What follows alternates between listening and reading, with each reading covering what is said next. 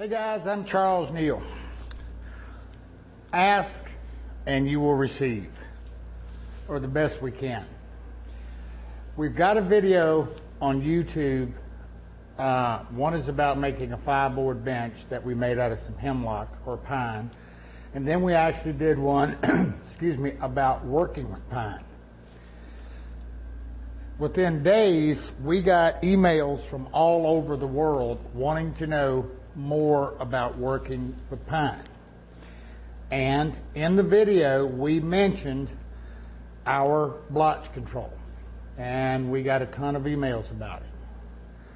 So we decided that we would go and do another video and expand on finishing pine and be as product specific as we can. You know, that's one of the problems with finishing, is that so many different products work so many different ways. You either have to be vague about it or on point. And the only way that I can give you specific answers is using specific products. That's just the way it works. So that's what we're going to do.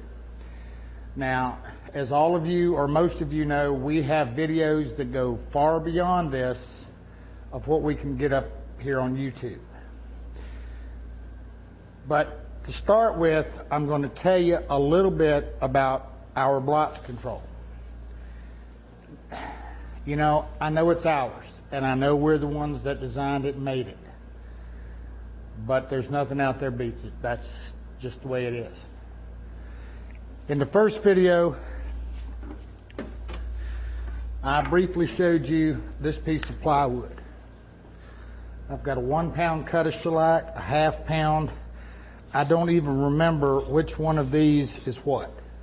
But we went through oil base, blotch controls, and everything else. This one on the end is ours.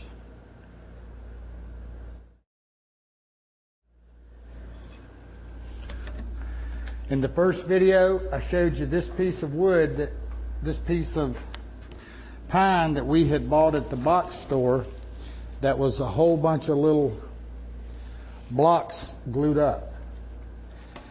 Now this is a die, and the top of this has our blotch control on it, the bottom of it doesn't. Now right now it doesn't look too bad because it's dried back. That's something dyes do. When a dye dries, it looks horrible because it doesn't have any finish in it like a stain does. So it just dries back dead, dull, and flat. And that's the reason a lot of people have a problem with the dye, is because they will get it too dark. The reason they get it too dark is because when it dries back to this nasty looking dull, dead, flat, they think they've messed up. They don't understand that you're going to have to get a top coat on this to bring it back. The rule of thumb is what a dye looks like when it's wet is exactly what it's going to look like when you get a top coat on it. Now I'm going to grab a little bit of the dye that was put on here, and we're going to take a look at that. Now I can't be specific on this color because, well, it's a hodgepodge I made up of dumping different dyes together to get a color.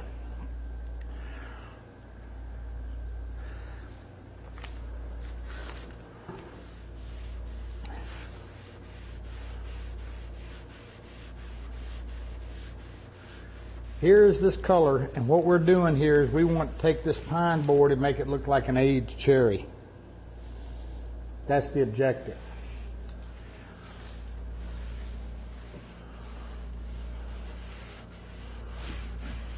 I'm going to have to lay it down to wipe it.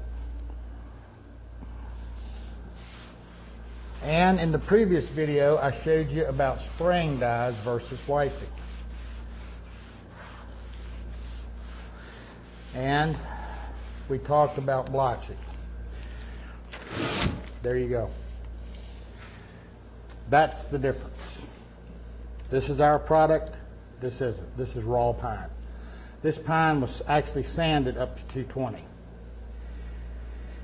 In the first video, we talked about the difference in stains and dyes. On the back of this, this is our product, our blotch control with a stain over it. This is our product, or not our product, there's nothing on this, using a heavy-based, water-based stain. It was a general finish. This particular color is golden oak on pine. A lot of people like what is referred to often as honey pine. This is a color that I really like and gives me that color. Again, it's golden oak on pine. And you can definitely see the thick gel stain does not blotch as bad, plus it's a lighter color. I also explained to you that what causes blotching is because within the confines of the wood, there's hard and soft grains. You have to equalize the surface. Now, I've said all of that and showed you the blotching so that you understand about using the product. You can spray the product if you can spray the Prestain if you want. However, the best way to apply it is wipe it. Here's why. Also in the first video, we referred to the fact that when you wipe a blotching wood, and again, this is pine, but it could be anything. When you wipe or brush a blotching wood, the soft grain in it is able to soak up more than the hard grain, because having a wet cloth or a wet foam brush or something provides the material for it to do it. We tell you to simply apply one coat, let it dry, approximately 1 hour.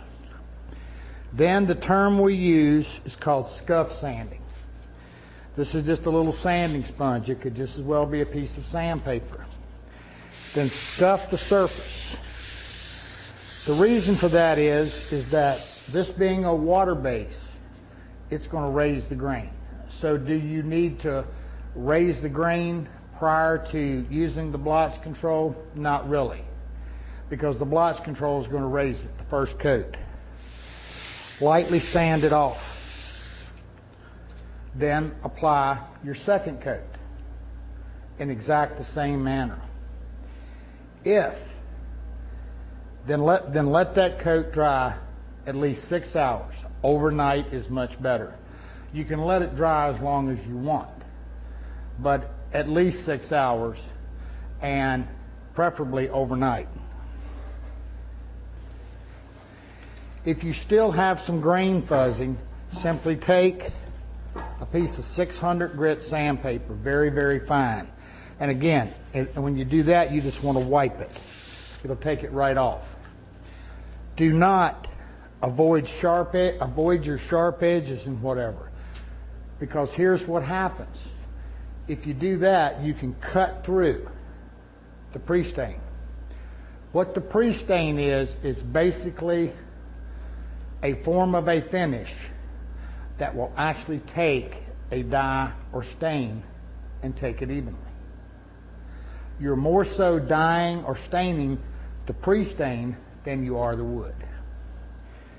Another question I get all the time is, will it take a box store oil-based stain? Yes, it will. Take any stain.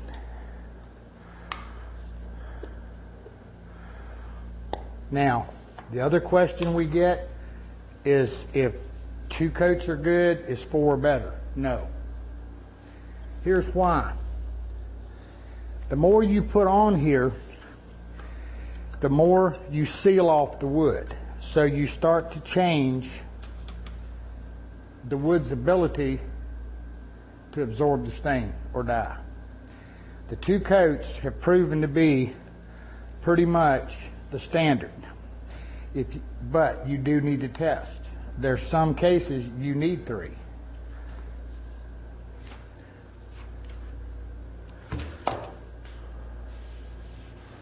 This is a golden oak. Oil base.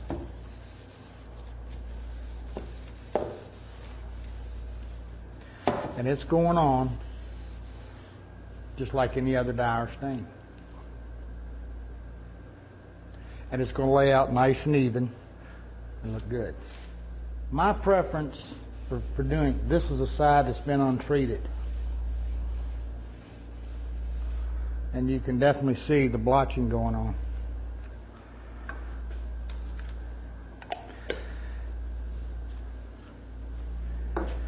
That's our Prestain and the way it works.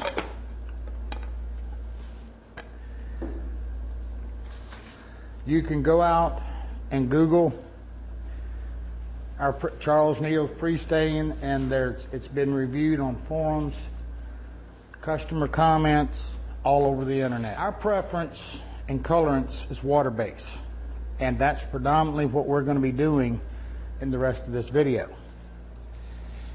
There's a couple reasons. One, I like the colorants, I like the finishes, and two, as I said in the first video, it's not going to be long to where you're going to have a hard time getting an oil base or solvent base.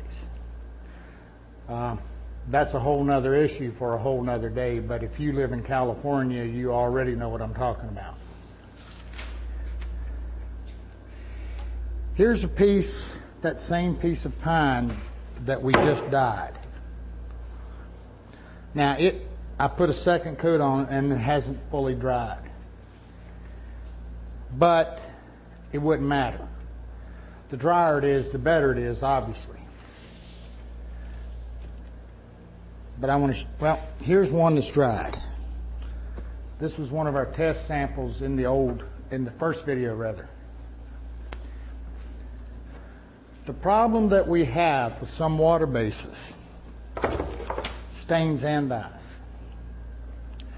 is that they have an issue with one coat of water base anything going over top of another water base. The term is like on like. It's always been around, but because of different binders, which is the finish and stains and whatever, it hasn't been quite as bad as it is today. There's a lot of, some people say it's not a big issue. I find it to be a pretty good size issue. If I take a water base, let's assume for a moment on this piece of wood that I want to brush or wipe a piece or a water-based finish on it. I have to be very, very careful. Here's why.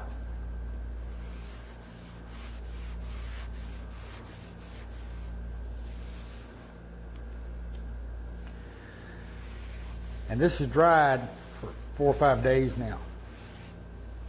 So what happens to me is I start literally wiping the finish off. The reason is it's a water base, it's soluble by water, meaning it's dissolved by water. So when I put another coat on, try to put another coat on top of it, one's trying to dissolve the other. How it works. What's the solution? Now again, we went into far more detail on all of this in our It's All About Color DVD. The other side of this has been treated with a half-pound cut of shellac. Let's get a clean spot. And the only thing I did was took a brush and gently brushed the shellac on. Now shellac can pull a little bit of color, but it's not going to pull it near as much as a water base. But it will seal down the first coat. And when I put a second coat on it, I don't get near the color pull. I could have put a second coat on this, but I didn't want to.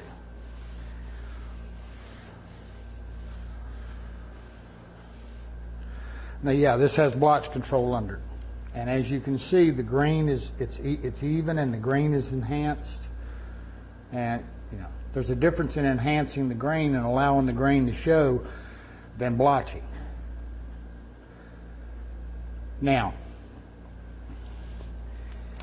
The reason I'm showing you this is because a lot of times a really neat, nice thing to do is to be able to do what's called glaze a finish.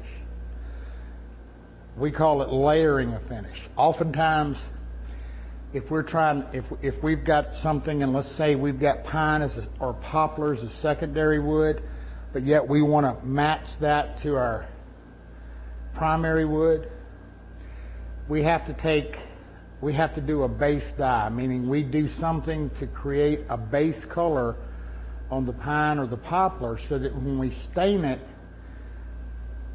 when we're staining the rest of our piece, it all matches. So being able to do a layered finish is a pretty neat thing. Now I'm going to let this dry just a minute or enough. I'm going to come back. We're going to give it a light scuff just with a little bit of, this is kind of a wore out piece of 320, or I could do it with a piece of 600. Just enough to keep it smooth as we're going through. And this is a rosewood color, and I'm going to grab a little rosewood stain and put it over top of this and show you how it deepens and enriches the color. Be right back. Okay, while this is drying, I'm going to go ahead. This is our piece we've got our cherry mix on. And what I'm going to do is I'm going to gently brush on a half-pound cut of shellac. Now, brushing is less mechanical than wiping, meaning it's going to pull a little bit, but not near as much as wiping. The best way to handle this is spray it. This is just a very thin coat. Don't overbrush it. Get a wet coat on, walk away, let it dry. Now, a lot of guys like to use boiled linseed oil to enhance grain and all of that. Try the half-pound cut of shellac, or even a 1-pound cut to do that. You're going to find two things. When it dries, it's a stronger finish than boiled linseed oil, and well, we just won't go into my opinion of boiled linseed oil, especially in finishing. Now, the other reason I'm doing this is to show you what I was telling you about that dye. When that dye dries, how nasty it looks right up to the point that you get a top coat on it. The other thing that you're going to run into is, and you can see right here where the shellac is even drying. And this is where people get in trouble. They want to come back and start putting more on it, and they want to start doing, let it dry. You will be amazed. Now, if you put a dye on or a stain and it's water-based,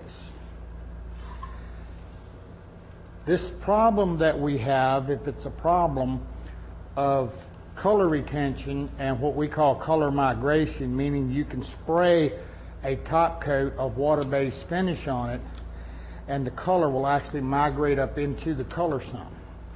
Doesn't disturb the color remains.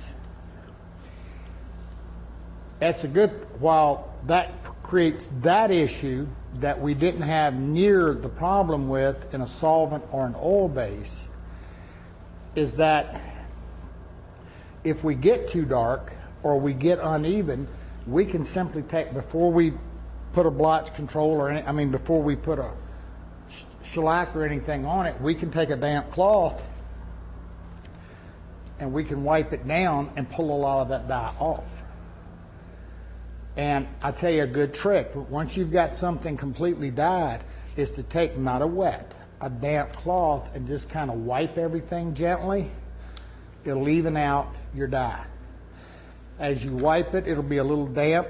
You'll also be able to look and see exactly what it's going to look like when you're finished. But assuming for a moment that you dye something and it's too light, The problem is that if you come back with another dye or stain, you can again actually start washing off what you've already got. The little half-pound cut of shellac will help seal it down. Some cases I've seen where I had to put 2 coats of shellac. So you always want to do that little test board. So whatever you're doing to A, do it to the test board and make sure you've got it right before you move to your piece. Okay, we've got shellac drying. We've got a little bit of water-based drying. We'll be right back. This is the rosewood on the... Ooh, that's ugly. This is the one that they did all the gluing and all the knots. Back with their rosewood. Now what we're going to do, we're using the same exact stain and we're going over top of the shellac. And what this will do, now if you want to antique something, you could do a light color and then come back over top of it with a darker color. Never put a glaze coat over something's not sealed, because then you're conflicting. And what you're going to get is a deeper, richer color without really getting a lot darker. Really works nice. And in the event that you do a little scuff through or something like that, it helps a lot too.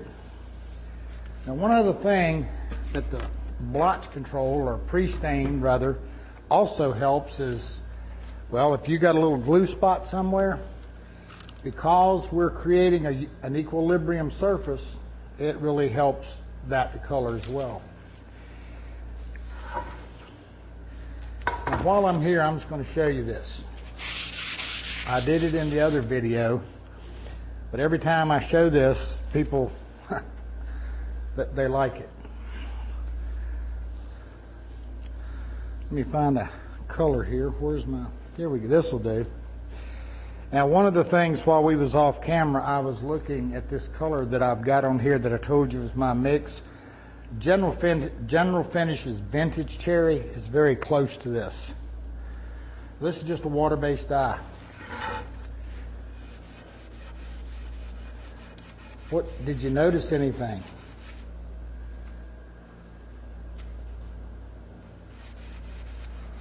How much better are sapwood colored? I would let that set up a little bit, kind of pat it in, let it dry. And you notice how fast, see when I hit that wet, notice how fast that dye dries.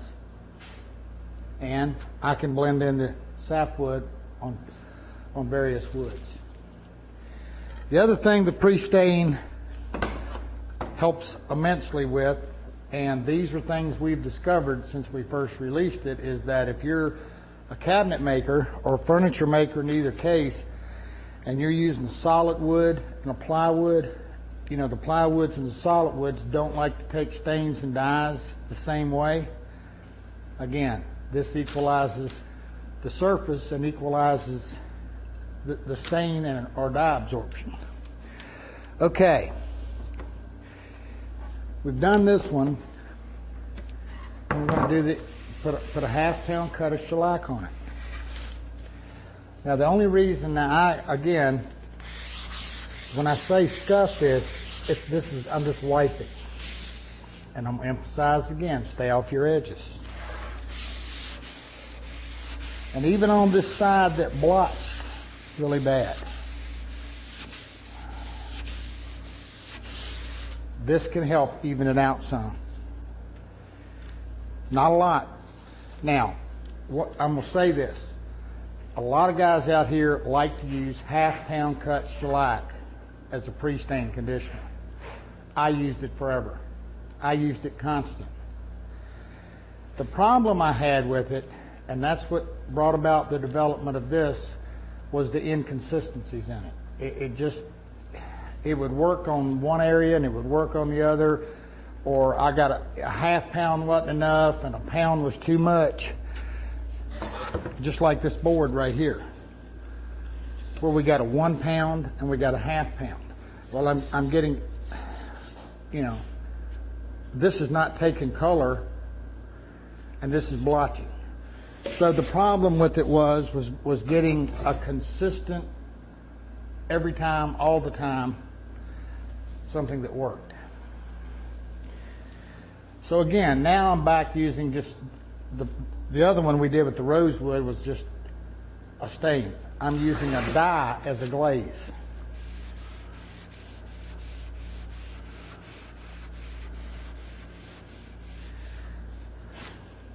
You see how deep and rich that's getting?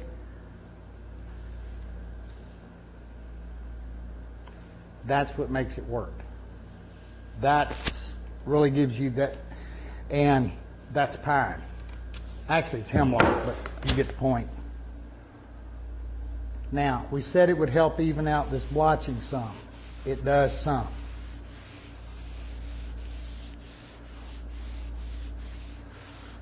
But it's also, pine is very absorptive. So pine can blotch really bad, and it can go really dark on you really, really fast. So go easy.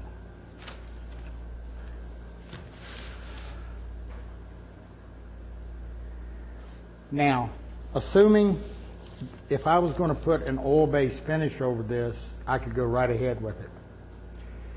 Because I don't have a like-on-like situation. The oil's not going to dissolve the water-based coloring. If I wanted to put a water-based top coat on this, then I would probably put down another half-pound cut of shellac, or even a 1-pound cut, to seal all of my color in before I start my water-based top coats. That in general terms is dealing with water-based and blotch control. And as you've seen, or if you've ever experienced, if we can get this kind of results on pine, we can pretty much get it on anything. So that's pine, blotch control, and working with water-based dyes and stains in a nutshell. If you would like to know more and you would like to take your finishing further, check out our DVDs. I think they'll help you a lot. I'm Charles Neal. I'll catch you later.